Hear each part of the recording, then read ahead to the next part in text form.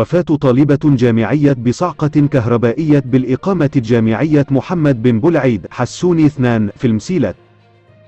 لا تنسى الإعجاب والاشتراك بالقناة وتفعيل الجرس ليصلك كل جديد. توفيت اليوم الاثنين طالبة جامعية بصعقة كهربائية على مستوى الإقامة الجامعية محمد بن بلعيد حسوني 2 بالمسيلة. وحسب المصادر الطالبة والمسماة زينب محمد السالم تبلغ من العمر 22 سنة من الجمهورية العربية الصحراوية، وتدرس بكلية الحقوق والعلوم السياسية بجامعة محمد بوضياف في المسيلة.